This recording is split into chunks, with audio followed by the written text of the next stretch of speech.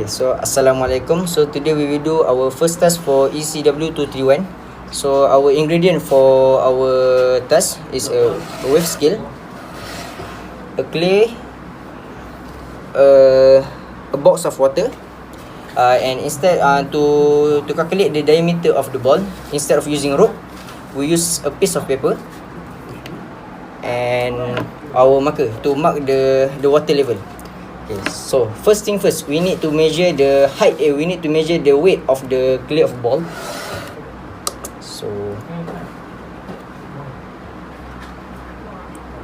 So as you can see, the weight of the ball is 249. That is the weight of the ball. And now we need to measure the diameter of the ball. So we use this rope, we use this paper, and then we wrap it around the ball.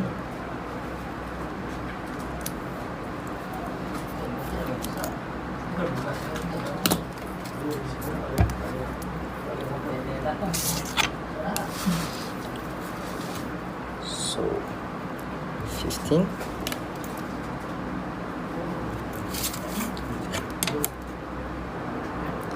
And 5. So 15 plus 5 is 200. So the diameter for the clay of the ball is 20 centimeter. Okay, and now we need to measure the height of water level after we put this ball into the box of the water. So I already marked the initial water level. So now we need to put the clay inside the box of the ball, and then we need to mark the new water level.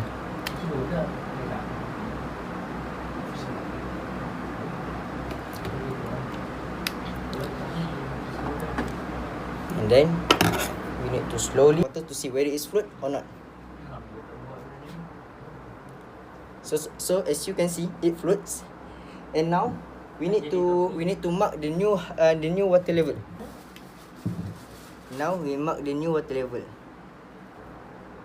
So that is the end for our task 1. So I hope you guys enjoy it, and tomorrow we will proceed with task 2. Thank you.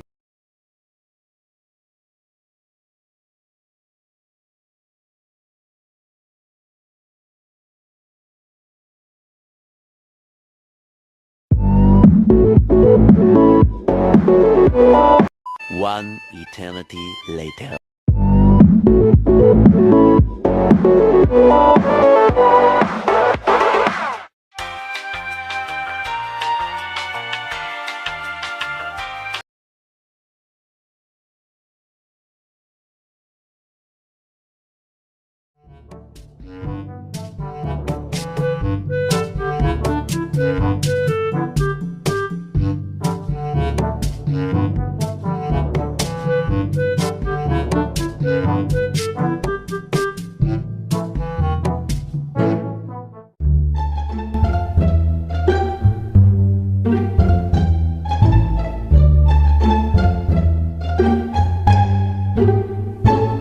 Our question for task 1, 8A, what is the volume of water displaced by clay? So in order to get the volume, we just need to minus the second volume after we put the clay inside the water with the initial volume. So for our initial volume, we got 0.953312, and for the second volume, we got 1.04557. So we just key in the number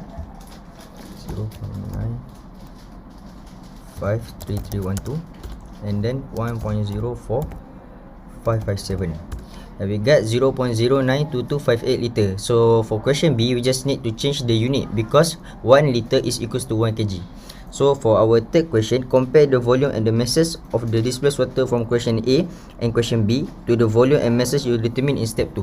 So this is our table for the comparison. So as you can see, the volume for step 2 is lower than the volume for question A, but the mass for step 2 is higher than the mass for question B.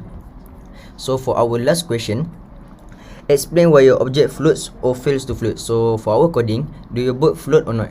For our boat, yes. And then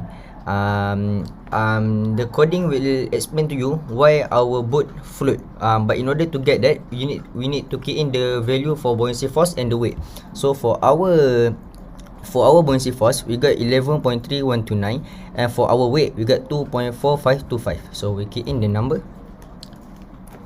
11.3129, and then for our weight 2.4525. So as you can see, it will tell us why our boat float, because our buoyancy force, our value for buoyancy force is higher than the value for our weight. So thank you.